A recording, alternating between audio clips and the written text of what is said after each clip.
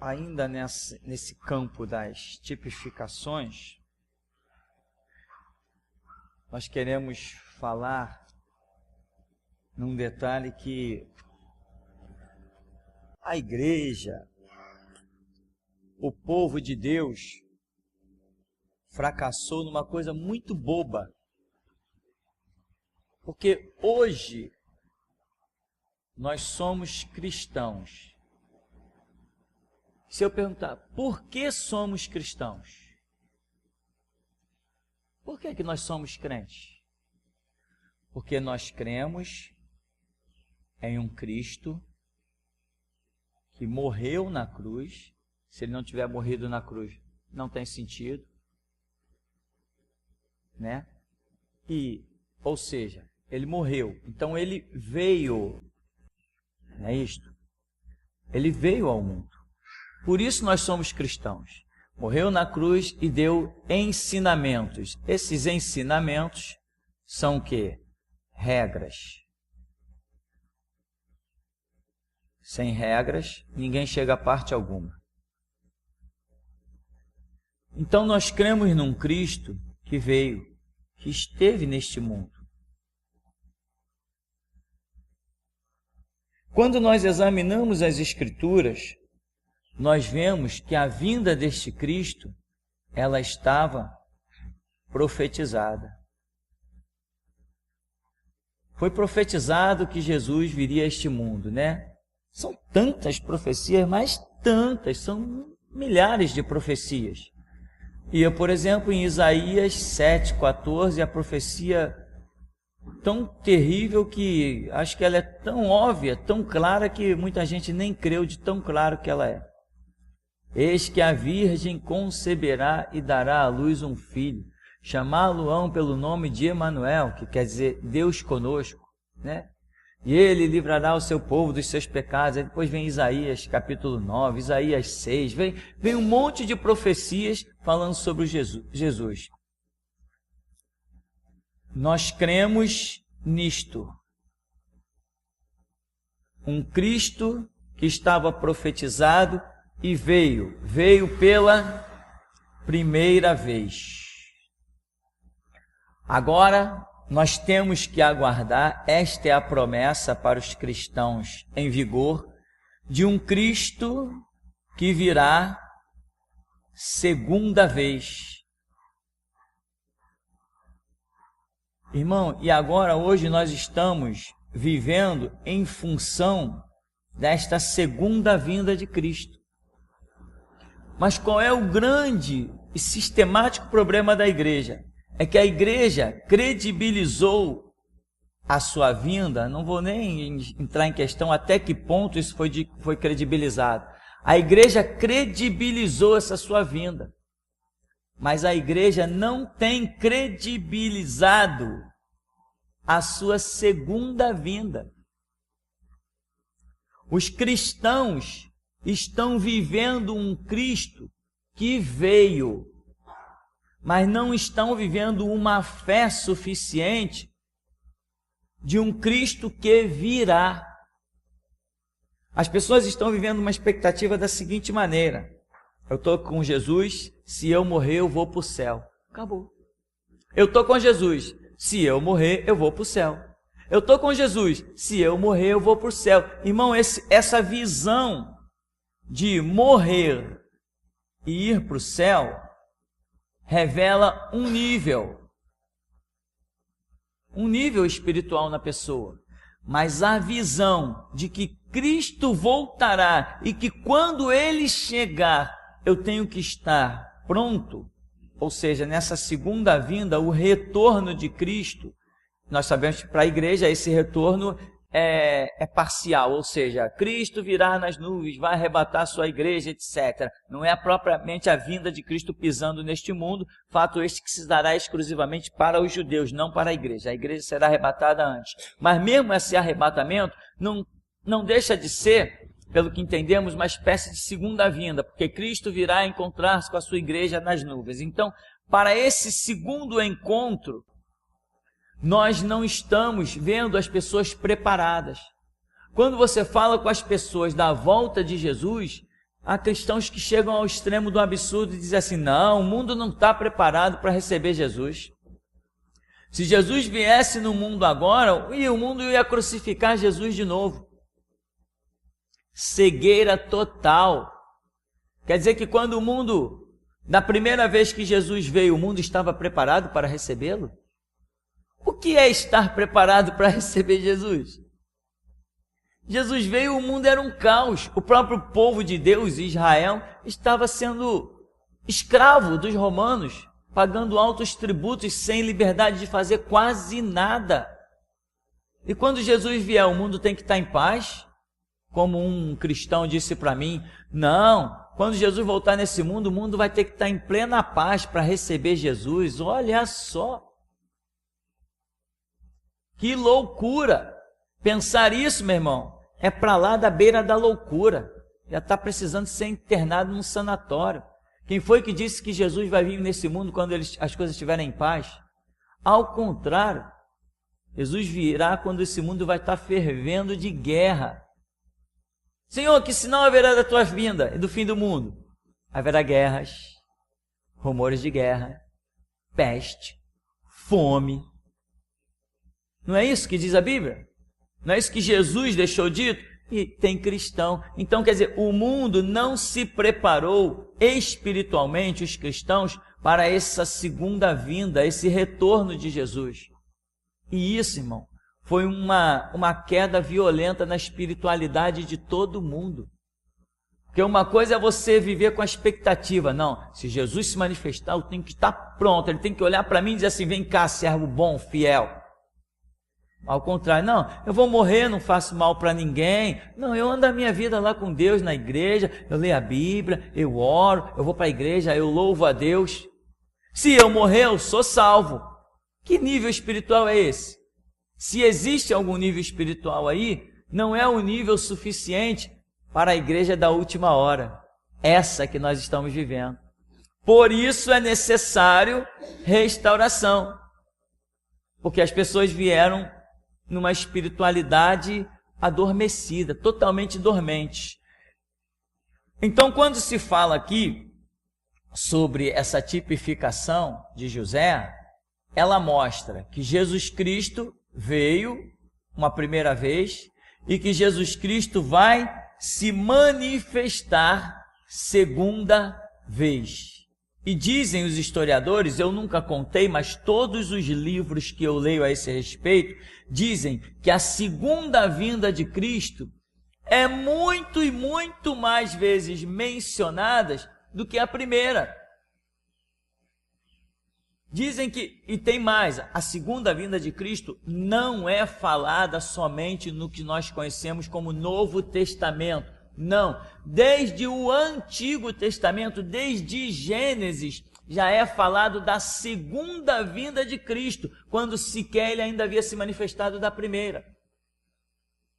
E nós temos várias passagens bíblicas que falam sobre isso. Por exemplo, a tipificação de José já está mostrando que Cristo se manifestaria pela segunda vez, mas ele ainda não tinha manifestado-se na primeira. São repletos os textos desde o Antigo Testamento. E hoje os cristãos não estão vivendo de forma a dizer assim, eu estou pronto para me encontrar com o meu Senhor. Prova disso que às vezes conversando com uns e outros por aí, quando se fala de justiça de Deus, as pessoas tremem. Não, irmão, nós temos que confiar na misericórdia de Deus. Meu irmão, não existe misericórdia sem justiça. Não existe perdão de pecados sem justiça. Não existe nada de Deus que não tenha justiça. Tudo que Deus fizer é justiça. Não, mas Deus me perdoou. Te perdoou por justiça. Ele se transformou na justiça. Ele morreu no teu lugar. Isso não é perdão, isso é justiça. Ele pegou a tua culpa sobre ele. Isso não é perdão, isso é justiça. Ele te justificou, ele não te perdoou, ele te justificou. Tudo tem a justiça de Deus. Não dá para escapar disso de jeito nenhum. Jesus me perdoou. Como que ele me perdoou? Disse, perdoados estão os teus pecados? Não, sem chance. Ele morreu na cruz para me perdoar dos meus pecados. A profecia diz o quê? Ele levou sobre si as nossas enfermidades, e o castigo que nos traz a paz estava sobre ele, e pelas suas pisaduras nós fomos sarados. Ele não me perdoou, ele me justificou. É como você tem uma dívida, eu tenho uma dívida, eu não tenho condições de pagar essa dívida, e alguém chega lá para o negociante, a quem eu devo algum dinheiro, seja lá o que for, e diz assim: quanto é que o fulano deve aí? Deve X, está aqui X. Aí quem pagou a dívida chega, ó, a tua dívida está perdoada. Perdoada? Ela foi perdoada ou ela foi paga? Eu tinha que morrer na cruz, eu tinha que morrer, eu tinha que ir para o inferno, alguma coisa tinha que acontecer comigo, porque o salário do pecado é a morte. Eu não precisei morrer. Eu não precisei carregar uma cruz nas costas. Eu não precisei tudo aquilo que era digno dos meus delitos e dos meus pecados. Isso é perdão ou justificação? Uma vez que alguém fez por mim. É justificação, não é perdão. Nós não somos perdoados, nós somos justificados pelo sangue, pelo sacrifício de Cristo. Essa é a realidade. Então, a segunda vinda de Jesus, ela é mais mencionada na Escritura do que a primeira. E segundo alguns historiadores, escritores, é muito mais vezes. Eu nunca contei não, porque mais o que tem de gente que já contou, né? Escrevem até um número exato, embora esse exato às vezes oscile, porque tem coisas que o próprio escritor não identificou.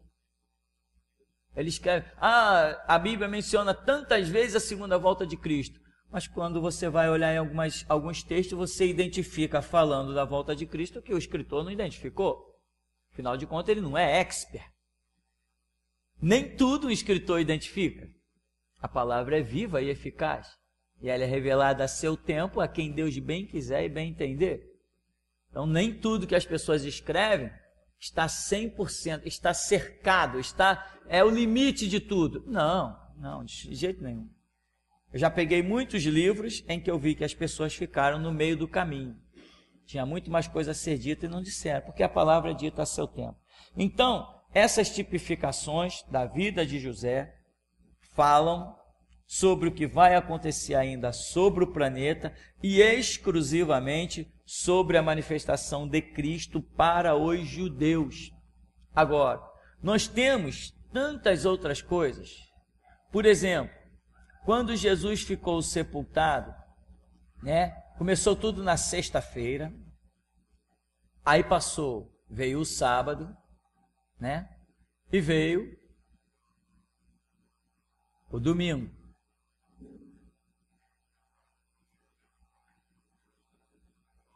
Jesus levantou-se do túmulo no começo do dia, na manhã de domingo. Então, o que nós temos aqui? De sexta, né?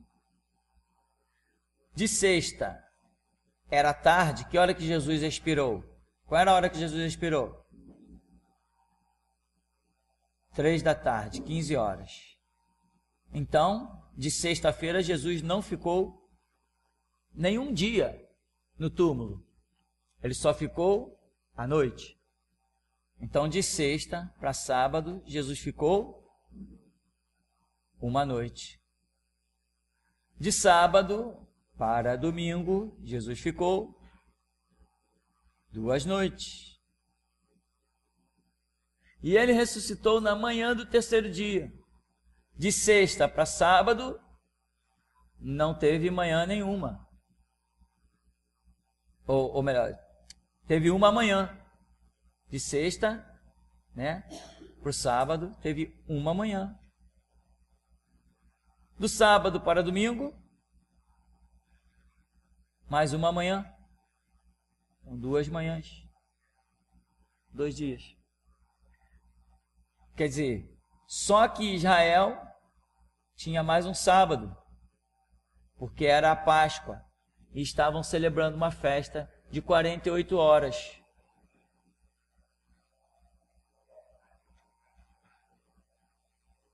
Antes a Páscoa era celebrada por quanto tempo? 7 dias. Mas Israel está cativo. E ali naquele cativeiro, somente 48 horas eles estavam podendo celebrar essa Páscoa. Então esse sábado era dobrado. Então nós temos de sexta para sábado uma noite, de sábado para sábado mais uma noite, de sábado para domingo outra noite. Então Jesus ficou sepultado por 3 noites. Vamos contar as manhãs. Dessa sexta aqui, veio a noite. Foi só noite até raiar o dia. Só noite. Aí desse sábado para esse, passou um dia. E desse outro sábado para o domingo, passou mais um dia. Então Jesus ficou sepultado 3 noites e 2 dias. Caramba, mas isso é tão perfeito, irmão, que você não imagina como eu vibro com essas coisas. Eu vibro com isso de uma maneira verdadeiramente, a Bíblia é matematicamente calculada. É uma coisa impressionante. Eu olho e digo assim, só a mente de Deus poderia produzir essas coisas. Então, 2 dias manifestando-se ele na manhã do 3º dia.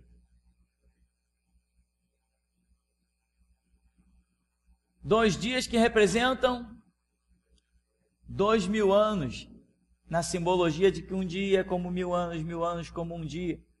E são 2000 anos em que ele ficaria oculto a quem? A quem Jesus está oculto? À igreja ou aos judeus? Aos judeus. Jesus não está oculto à igreja, nós falamos com ele todo dia, nós o cultuamos todo dia. Ele não está oculto para nós, mas para os judeus ele está oculto? Está oculto. E como está oculto? Ele não disse, irei e me voltarei para o meu lugar, até que eles se reconheçam culpados. Está oculto para eles. Então, durante 2000 anos, representado na simbologia do túmulo, Jesus fica oculto aos judeus, para se manifestar quando? Na manhã do 3º dia, no começo do 3º milênio, século 21. Então, nós temos aqui uma simbologia poderosíssima, né? E quando Jesus ressuscita na manhã do 3º dia, ele se manifesta para uma mulher. Para quem Jesus se manifestou na manhã do 3º dia? Maria Madalena. Maria Madalena, ela pode estar representando mais de uma coisa.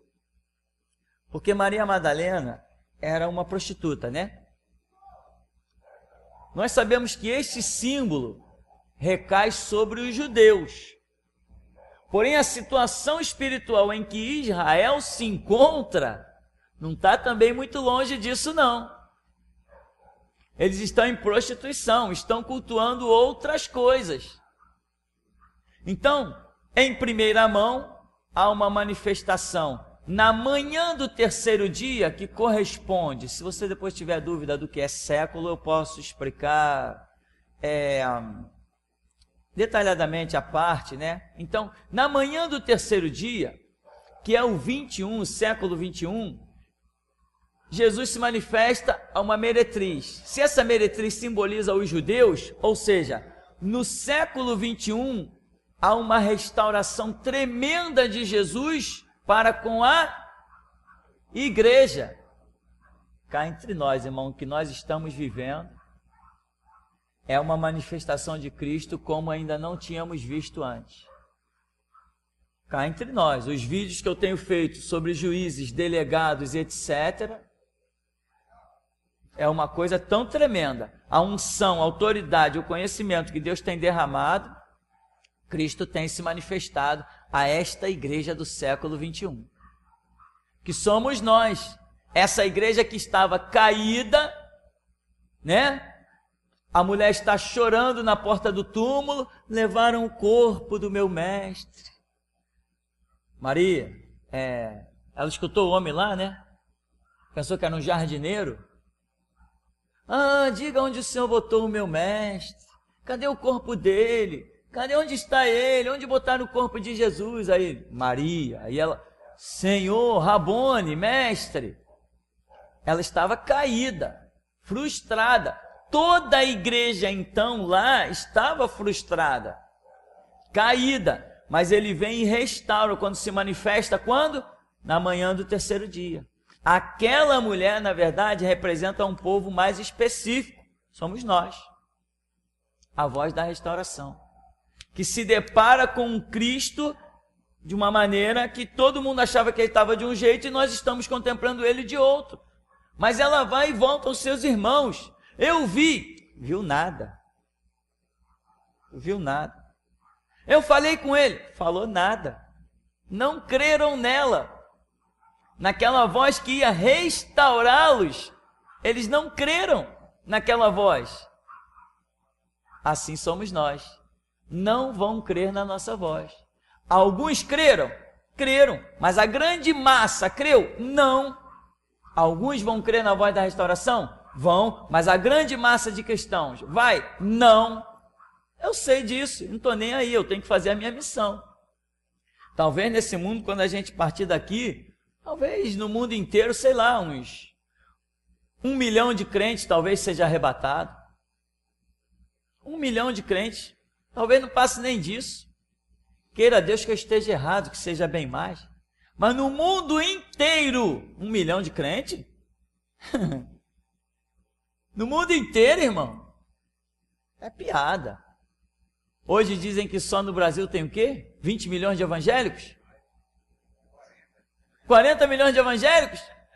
Eu não estou imaginando arrebatamento pegando nem mais de 1 milhão. Imagina o que é isso. Só que vai ser no mundo inteiro e vai espantar. Deus vai traçar o tesouro para... Tomara que eu esteja errado, tomara que seja 50 milhões de evangélicos arrebatados. Deixa eu me iludir, irmão, me animo com isso, né? Então, a igreja tem 2000 anos, Jesus se manifestou a Maria na manhã do terceiro dia, que é o século 21, é o começo do dia. Lucas escreve dizendo, antes do raiar da alva, sabe? Logo após a meia-noite, ainda diz isso, logo após a meia-noite. Então tudo isso está dentro dessa simbologia do século 21. Irmão, e eu tenho recebido cada entendimento das coisas de Deus tão precioso nessa questão, que eu hoje aposto a minha vida, aposto qualquer coisa. Esse século não chega ao final sem que Jesus Cristo se manifeste, sem que tudo aconteça, arrebatamento, reinado do anticristo, e ele pise no Monte das Oliveiras. Eu aposto a minha vida diante de qualquer arma que vai ser assim. Agora, cada um anda na fé que alcançou. Então, Jesus também, essa manifestação ainda pode ser, porque dentro do século 21, além de ser essa manifestação da restauração da igreja, ela ainda é uma manifestação de Jesus para quem? Para os judeus, que também estão lá na pior, perseguido, com medo. Então, dentro do quadrante século 21, Jesus se manifesta tanto para a igreja quanto para os judeus, sem escapar do século 21. Então, é isso que eu falo, né? Uma vez eu soube aí de um irmão que levou outro para dentro da sua casa, abriu um texto bíblico lá. Aqui, ó, o pastor falou que isso aqui significa isso. Mas significa isso não. Aí foi lá, pegou o livro de um historiador. Tá vendo? Significa isso aqui, ó. Calma, irmão, vai com calma. O historiador estava certo e eu também estou certo. Porque às vezes uma simbologia significa mais de uma coisa. Vai com calma. O historiador está certo. Ele falou do que era certo. E eu também falei do que é certo. Verdade com verdade só soma. Nada podemos contra a verdade, senão pela verdade. Não tem atrito em duas verdades. Só tem atrito quando existe uma verdade e uma mentira. Sabe? E a pessoa que fez isso foi expulsa do ministério pelo próprio Deus. para aprender que aqui nesse lugar nós não brincamos, nós estamos treinando para dar a vida por Jesus Cristo. Então, irmão, essa simbologia de Jesus é mais uma glória que nós temos.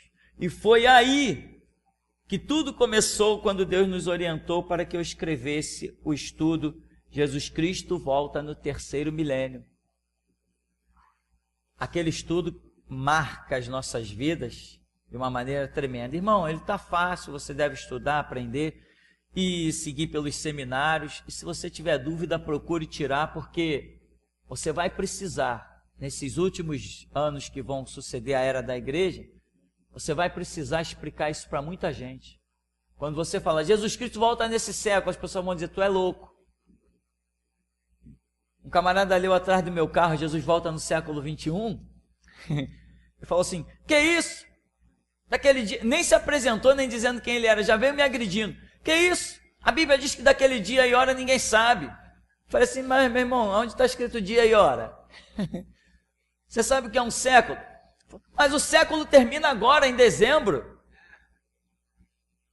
Falei, meu amigo, qual o seu grau de instrução? Qual a sua escolaridade?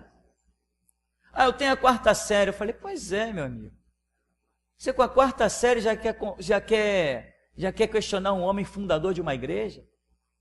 Dá licença que eu tenho que fazer minhas compras, tá? Era o camarada lá do estacionamento mundial. Não tem nem humildade para ouvir, que nenhum na internet teve humildade. Pastor, como é que tu pode afirmar um negócio desse, que Jesus volta no século 21? Falei, por isso. Ah, tá, estou entendendo. Entendeu? Uma coisa é perguntar, outra coisa é se levantar com 7 pedras na mão, porque tu tem uma opinião. Calma, irmão, todos nós somos homens de opinião. Mas se não tivermos dispostos a abrir mão da nossa opinião para ouvir o que os outros têm a dizer, vamos morrer na nossa opinião. A nossa opinião pode estar certa, mas ela pode ser acrescida. Eu não preciso abrir mão da minha opinião, mas eu posso somar a ela e crescer. O evangelho é glorioso. Paulo falou, se alguém pregar outro evangelho, seja maldito. Perfeito. Mas quantas pessoas já pregaram coisas a respeito da visão do evangelho, em que nós vimos se enquadrar, se encaixar perfeitamente? Se eu não fosse uma pessoa aberta a revelações, a opiniões, a escritores, e não lesse livros e não me informasse, eu estaria morto que nem os nossos irmãos na visão antiga da evangelização. Hoje, quando eu digo, irmão, evangelizar, nem pensar, eu não fui chamado para pregar para ímpio, fui chamado para pregar para crente. E o ímpio vai fazer o quê? Vai morrer para o inferno? Eu digo, é problema meu? Fui eu que criei o inferno? O ímpio ir para o inferno só será problema meu o dia que Deus me disser, prega para o ímpio. Enquanto ele não me disser prega para o ímpio, enquanto ele continuar me dizendo, edifica a minha igreja, restaura a minha igreja, edifica a minha igreja, restaura a minha igreja, enquanto ele estiver me dizendo isso, eu não quero nem saber do ímpio. Se ele vai para o inferno não é problema meu, não tenho poder de jogar ninguém no inferno, nem tirar de lá. E também não tenho poder de botar ninguém no paraíso, e nem tirar de lá.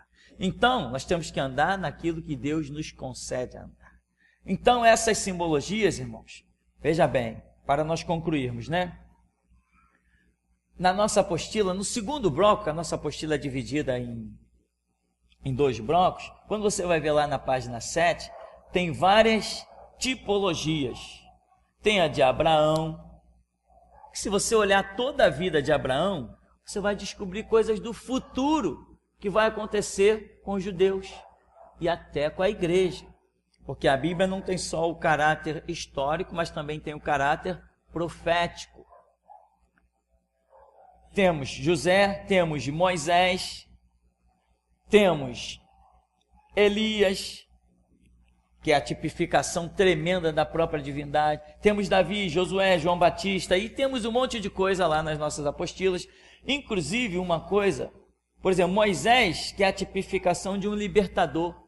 Se você examinar a vida de Moisés, a esposa de Moisés, os filhos de Moisés, a liderança de Moisés, cada atitude de Moisés, Aquele momento em que Jetro, seu sogro, chega para somar com ele. Quando o espírito é repartido, né, dele para os outros que se tornariam também pessoas para aconselhar na congregação.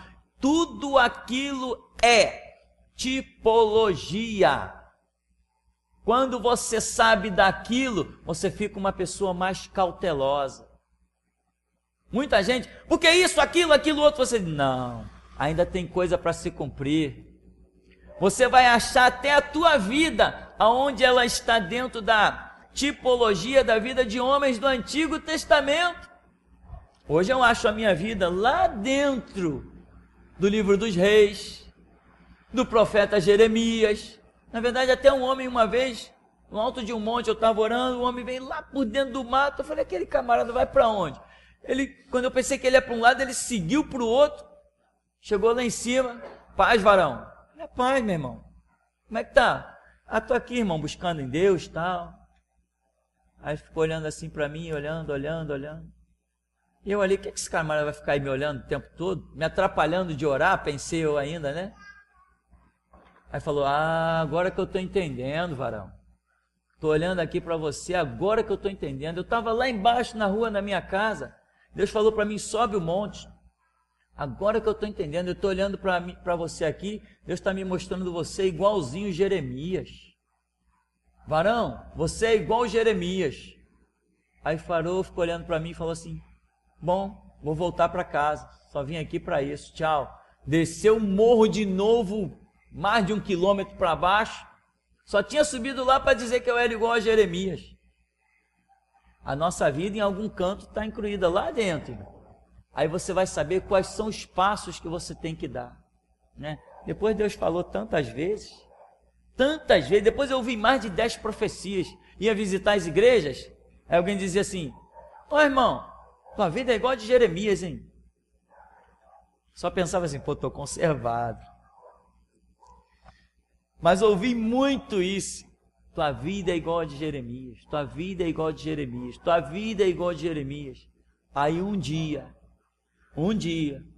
estávamos num culto e Deus mostrava uma capa descendo.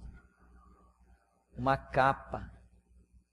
E Deus revelava, aquela capa que está vindo lá em cima é a capa de Elias. E eu falei assim, caramba. E quando a capa vinha descendo, anjos partiram com espadas imensas, largas, anjos fortes, partiram para proteger o descer da capa. E a capa vinha. E quando a capa começou a se aproximar da terra, demônios partiam das residências vizinhas à igreja e partiam em direção à capa para tocar na capa. E os anjos só batiam neles de lado de espada assim, ó, pá, jogava para longe. Aí começou aquela briga. Demônios partiam e anjos batiam na capa, jogava demônio para tudo lado para proteger a capa, para ela vir descendo intacta. Ela veio descendo até me cobrir. Aí Deus começou a falar, tu és como Elias, tu és como Elias, tu és como Elias. Aí eu saí de Jeremias para Elias. Amém, irmãos? Então, alguma coisa, a nossa vida está incluída lá, dentro da Escritura. Cabe a cada um de nós examinar e aprender. E quando as pessoas vão dizer, faz isso, faz aquilo outro, você vai dizer assim, não. Por que não? Jeremias não fez. Elias não fez, por que eu vou fazer? Não, eu tenho que fazer o que está escrito lá, eu tenho que agir como está lá, eu tenho que agir como Deus revelar, a opinião dos outros não me interessa. Amém então, meu irmão? Eu quero saber se você tem aí alguma pergunta, algum esclarecimento.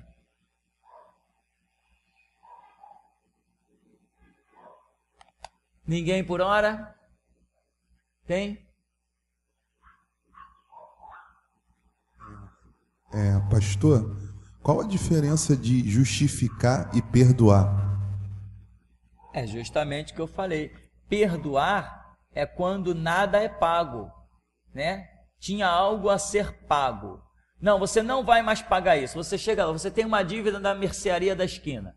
O camarada te fiou pão, leite, manteiga, te fiou a compra do mês. Aí você chega lá, eu vim pagar aquela conta aqui. Não, precisa pagar não. Está perdoado. Nada foi pago. Alguém pagou por mim? Não, ninguém pagou por você. Você deve a mim, não é? Pois bem, eu não vou mais te imputar essa dívida. Você está perdoado. Isto é perdão. Justificação é tipo assim, eu chegar na mercearia e dizer assim, eu vim aqui pagar minha dívida. Não, não precisa não, porque o fulano já pagou por você. Eu não fui perdoado. Alguém pagou e justificou a minha dívida.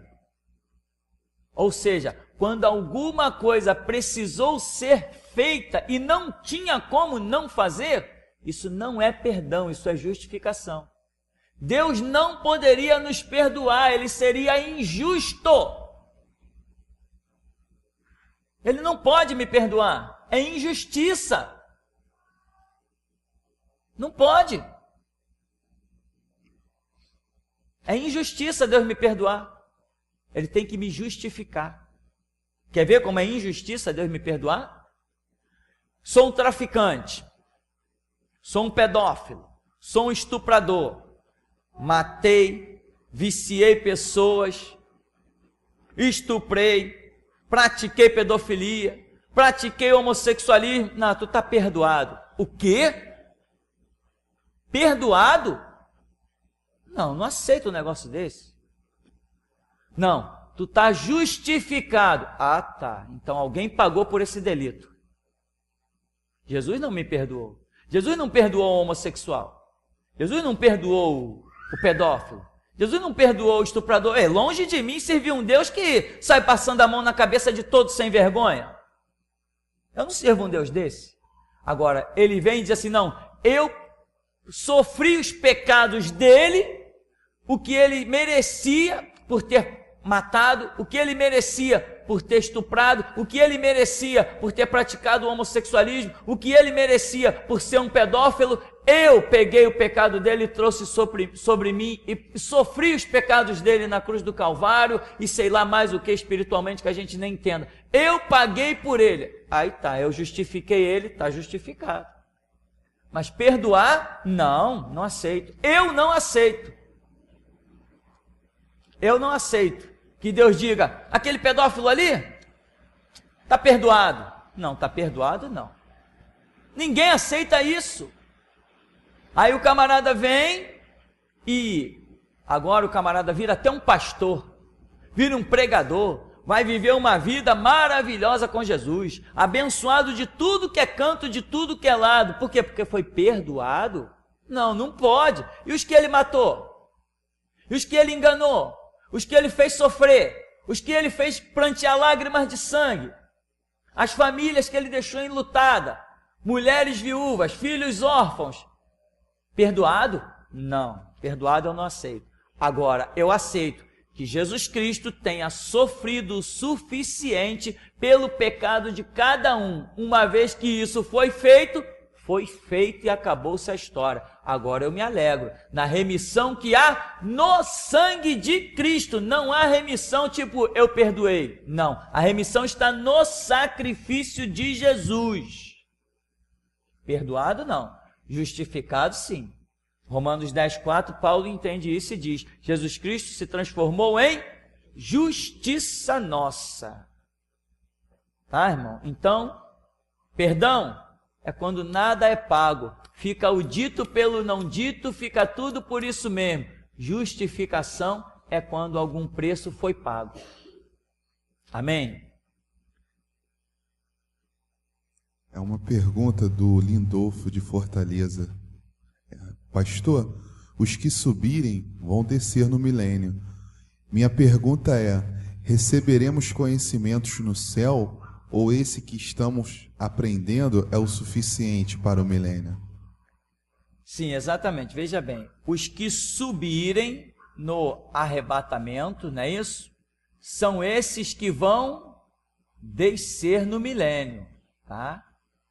Agora, realmente, o conhecimento dos que subirem é o caráter que vem para reinar com Cristo no milênio. Quem morreu com Cristo fora da voz da restauração não tem conhecimento para voltar no milênio. Entendeu? Exceto aqueles próprios que Jesus falou lá, vocês na consumação virão sobre 12 tronos. Mas olha aqueles homens, irmão. Olha aqueles homens, brincadeira. Olha que aqueles homens escrevem a ponto do Espírito Santo somar isso num livro para nossa edificação. Aqueles homens excederam. É diferente a vida deles. Agora, muitos crentes fracos que morrem e são salvos, muitos crentes que viveram uma vida meio barro, meio tijolo, se é que pode dizer assim, um pé na igreja, um pé no mundo, muitos cristãos assim, morrem e acabam sendo salvos. Por exemplo, um grande exemplo, aquele ex-ladrão lá da cruz. Caramba, Senhor, lembra-te de mim quando entrares no teu reino. Tá bom, hoje mesmo tu estarás comigo no paraíso. Foi salvo? Foi. Volta no milênio? Nem pensar. Não volta no milênio. E ponto final. Aquele ex-ladrão lá da cruz, ele não volta no milênio. Esse galardão de voltar no milênio não é para ele. Por quê? Porque ele não adquiriu conhecimento suficiente para isso. Agora, chegou lá no céu, adquiriu conhecimento, vai voltar no milênio? Se for assim, todo mundo tem que voltar. Se for assim, todo mundo tem que voltar. Todos os que foram cristãos durante esses 2000 anos vão ter que voltar. Vão ter que voltar para reinar com Cristo, porque lá no céu todos vamos adquirir uma visão diferente, um conhecimento tremendo. Então o que conta para o retorno no milênio é a essência do que te levará ao arrebatamento. E o conhecimento do que vai te levar ao arrebatamento, irmão, não é coisa qualquer não. O conhecimento de quem vai ser galardoado com o arrebatamento é um conhecimento de quem não vai se calar diante do Estado, da política, dos delegados, de polícia, de quem não vai envergonhar o nome de Jesus Cristo de jeito nenhum. Só vai ser arrebatado os que estiverem dispostos a morrer por Jesus Cristo. São esses que vão voltar no milênio. Esses que vão entender uma frase louca, Bíblia sim, Constituição não. São esses que vão voltar no milênio. Quem não proclamar isso, não tiver essa ideologia, não entender que a Bíblia tem que estar acima de todas as nações, de todos os conceitos e todas as regras, esses não voltam no milênio. Esse é um entendimento que você terá que partir da terra com ele, vai ao céu e depois volta no milênio. Para exercer o quê? Para exercer esse mesmo conhecimento que hoje está sendo dado na voz da restauração. Essa é uma questão. E como isso é tão louco, muita gente despreza isso aí. É uma pergunta da Severina. Pastor, subir monte para orar, estou em falha? Depende com que visão se sobe o monte, tá? Se eu disser assim, poxa, eu estou querendo um canto para mim ficar quieto e buscar a Deus, vou subir aquele monte lá. Se eu simplesmente quero um canto para ficar quieto e buscar a Deus, tá tudo certo. Agora, se eu disser assim, não, eu vou lá para cima daquele monte, porque lá no monte é que Deus fala, lá no monte é que Deus abençoa, lá no monte é que é a espiritualidade, aí eu estou em falha sim, estou em pecado até de transgressão à palavra. Porque se nós formos pegar ao literal, Jesus falou assim, tu quando orares, entra no teu quarto, fecha a tua porta e fala com teu pai. Se eu atribuir uma espiritualidade ao monte, eu estou em falha, e falha brutal. Porque nunca foi dito na Escritura que eu tinha que subir monte. Mas diz, entra no teu quarto, ou seja, tem intimidade com Deus. Quando Salomão construiu o templo, Deus falou assim, Salomão, agora estarão atentos os meus ouvidos à oração que se fizer neste lugar. Não é assim? Então, literalmente, nós não temos nada a ver com historinha de monte. Agora, tem muita igreja por aí que está sobrevivendo disso. Campanha no monte, é mesmo? E eu não vejo eles fazendo nada. É só história. Então, depende com que filosofia você sobe o monte. Aí isso vai caracterizar se você está certo ou se está errado. Por exemplo, também, às vezes tem pessoas assim, se eu acender uma vela dentro da minha casa, eu estou em pecado? Depende com que filosofia você está acendendo essa vela. Né, irmão? Faltou luz, posso acender uma vela? Pode. Eu gosto tanto do cheiro das velas perfumadas, posso acender uma vela perfumada dentro da minha casa? Posso. Agora, se disser assim, não, eu vou acender essa vela aqui que é para, sei lá, para o meu anjo da guarda. Aí, meu irmão, caiu a casa. Porque a idolatria, meu irmão, não é o que vai por fora, a idolatria é o que vai por dentro.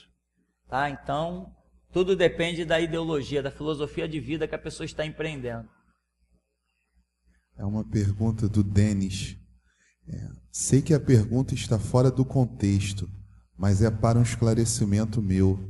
A minha esposa participa de uma igreja onde ela é missionária, e eles vão ao monte e oram. Só que eles afirmam que o anjo Miguel desce no corpo de um rapaz e faz revelações. Pastor, é possível acontecer isso? Eu cheguei a ir lá por insistência da minha esposa, e ele falou que eu tinha um chamado. Um chamado para quê? Bom, eis a questão, irmão. Diz que o anjo Miguel desce no corpo de um rapaz. Irmão, só se for o demônio Miguel, né? Anjo Miguel, não. Anjo não possui ninguém, não tem essa autorização. Presta atenção no que eu estou dizendo. Não tem esta autorização. Nós somos templo do Espírito Santo. De Gênesis a Apocalipse, quem entra no nosso corpo, e a própria Bíblia, na visão de Paulo, chega ao ponto de dizer, se alguém não tem o Espírito de Cristo, que é o Espírito Santo, este tal não é dele. Então, o único Espírito permitido por Deus para habitar no nosso corpo, que não é corpo, né? Mas não precisamos entrar no detalhe, para habitar em nós, o único Espírito é o Espírito Santo, a segunda pessoa, a terceira pessoa da Trindade, né? É Pai, é Filho e Espírito Santo. Somente este. Nós não somos possuídos por anjo, nem arcanjo, nem querubim, nem serafim. Eles não possuem esta autorização de se apossar, como acontece nos terreiros de macumba, na possessão demoníaca, de se apossar da nossa alma e falar pela nossa boca. Esse tipo de possessão, ele caracteriza a neutralização da nossa mente. E pelo Espírito Santo, em nenhum momento a nossa mente é neutralizada. O Espírito Santo pode nos possuir na maior plenitude e nós continuamos com o nosso livre-arbítrio. Se vamos falar o que Ele nos manda falar ou não. Se vamos fazer ou não, diferente de uma possessão demoníaca. Que a pessoa entra em transe e dá consultas de 4, 5, 6, 10 horas, depois nem sabe o que aconteceu, nem quem apareceu na frente dela. Isso é, os anjos caídos possuem pessoas. Os anjos de Deus têm este atributo também, só não tem esta permissão. Eu falei, não tem esta permissão. Então, se alguém está dizendo que está recebendo anjo, ele está sendo enganado, ele está recebendo o diabo. E a esposa dele, que é missionária, rodeada de um bando de gente cega, estão lá no monte, bem escondidinho da liderança da igreja, talvez, não sei. Estão lá no monte, tudo sendo enganados pelo diabo. Ele também foi lá e não discerniu que a possessão era uma possessão demoníaca. Não passou de uma possessão demoníaca, né? Chamado, todos nós temos. Já nascemos com ele. Se vamos alcançá-lo, é muito diferente. Agora, se tem uma palavra que ilude muita gente, é essa. Irmão, você tem um chamado. Eu conheci um cara que tinha chamado, que toda semana saía com uma para o motel. Dizia que ele tinha chamado. Conseguiu o chamado dele dentro de uma igreja batista dessa. Entendeu? O outro, vou fazer seminário e vou ser consagrado porque eu tenho chamado. Quer dizer, olha a ilusão. Vou fazer seminário e vou ser consagrado porque eu tenho chamado. Quem tem chamado, meu irmão, não precisa de seminário nem de consagração. Ilusões, a inexperiência das pessoas, né? Que fica o recado até para essa irmã. Ela não é missionária, ela está muito aquém da realidade. E uma pessoa que é enganada tão facilmente por uma possessão demoníaca, sequer está no caminho de Jesus Cristo. A cegueira é muito grande para que se possa bater no peito e dizer, eu sou salvo. sendo enganado diante de um ritual satânico. Isso é satanismo, meu irmão.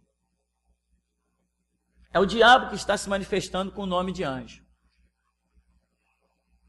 Uma pergunta do Rômulo de Santa Catarina. Todos que serão arrebatados voltarão no milênio? Sim. Sim. Os que serão arrebatados, como eu já falei, porque arrebatamento requer um conhecimento muito grande. A pessoa vai ter que estar vivendo uma chama ardente muito poderosa. E chama ardente, fé, somente existe quando há conhecimento bíblico. Ninguém consegue ter fé sem conhecimento bíblico. Toda a sua fé é fundamentada no exercício da palavra.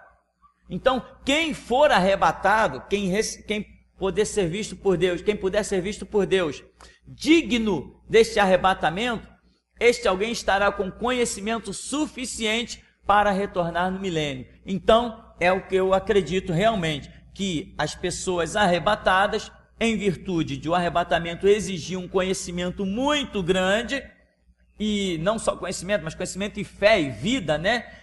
Então, essas pessoas do arrebatamento, elas voltarão no milênio.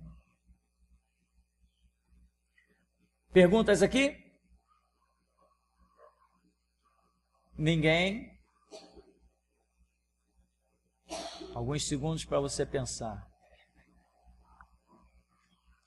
Pastor, nem pergunta, o senhor estava falando de arrebatamento, que era da Assembleia, quando a Assembleia estava começando a subir o muro, eles faziam separação do arrebatamento com a volta de Jesus, né? Eles faziam separação. Sim. Eu conversando com a pessoa que andou junto comigo, a gente falando isso, ele falou, se você for falar isso lá dentro agora, você é expulso. Aí eu falei, mas, poxa, mas a apostasia chegou tanto que vocês mudaram até isso, vocês mudaram? Ele falou, é assim mesmo. Eles embolam tudo e... Pois é. E a verdade é que existe separação entre arrebatamento e vinda de Jesus. Arrebatamento é quando Jesus, o Espírito Santo, leva a igreja para encontrar com Jesus nas nuvens, né?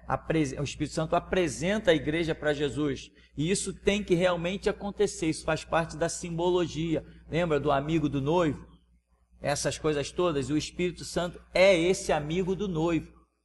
Então, o Espírito Santo é que apresenta a igreja. O Espírito Santo é o arauto do encontro da noiva com o noivo. Isso vai acontecer literalmente no mundo espiritual. Nós já em espiritualidade, arrebatamento, mas isso vai acontecer exatamente. É o Espírito Santo que leva a igreja a encontrar-se com Jesus. É a noiva e o noivo, e o Espírito Santo é o amigo do noivo.